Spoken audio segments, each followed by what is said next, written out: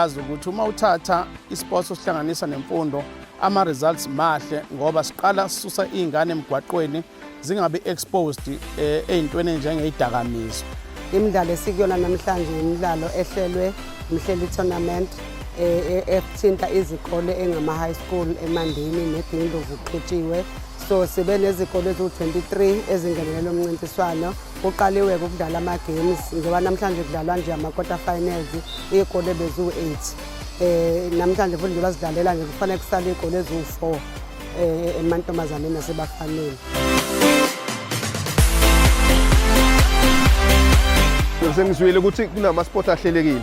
Ngase ngithi hayi angibe nami part yokuhleleka kwezinto zabantwana njengomuntu naye obile umntwana. So ikhona okungikhipha ekhaya ukuzobuka nje kube ne-guidance nasebantwaneni.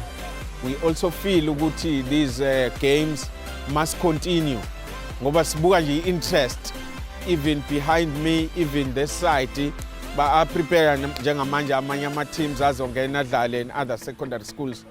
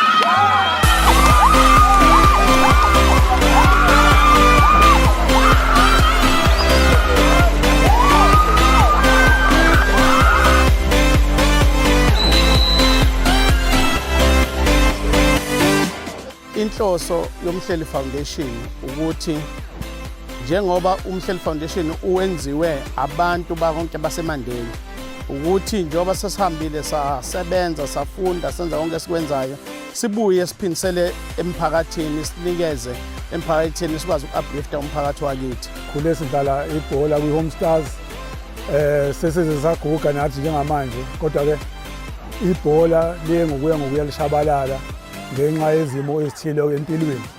Kodwa-ke namhlanje sihlangene nezinye insizwa sasiyibambe nazo kudala sizokhuthaza iy'ngane la ukuthi ake kubuyelwe emuva kubuyelwe kule ibhola leli lasikhipha nathi ekuhluphekeni.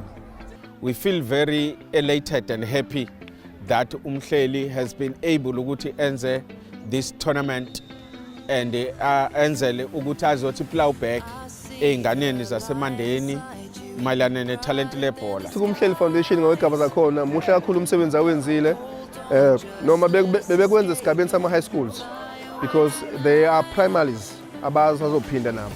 So besicela kakhulu ukuthi uMhleli Foundation nakhona futhi asifake isandla kube negalelo ukuze konke bakhuthazeke. Baningi-ke nje ama-veteran akhona njengoba nathi sesaba ama-legend esicabanga sela khona kwi-age ukuthi sifike kwi-age yabo seba ngama-veteran. So-ke kumnandi nje la egrawundini kumnandi kuhlelekile esikubonga kakhulu nje abafowethu uMhleli Foundation izama ngayo yonke indlela ukubuyisa lesa sithunzi nalela bhola ebesinalo eMandeni. eMandeni besinalo ibhola izinga liphezulu ngendlela exa ukweza.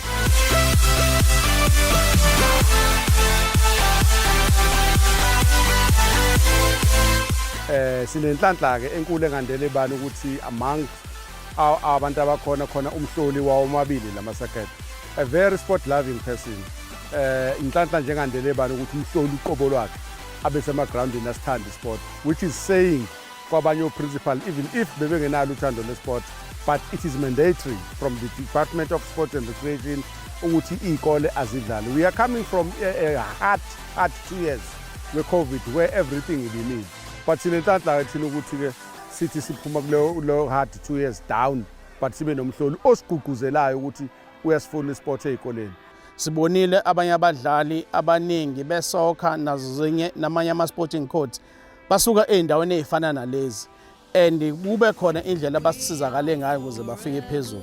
So uMhleli sinaleyo nhloso yokuthi sisize iy'ngane from amazinga aphansi njoba manje nje imidlalo kuyama high school isazoqhubeka imidlalo kube eyama primary. So uMhleli akuyona i-event kodwa it's a process yokudevelopa ama communities ethu nezingane zethu. Saqala ukudlala ama games ngo-April. Sisadlala ama games awu5 and siwinile. Kuyimanje sizodlala ama quarter final sawini.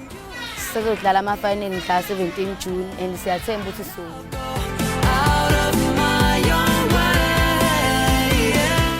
Ulindo kuhle ngwamsweli evutha indawo.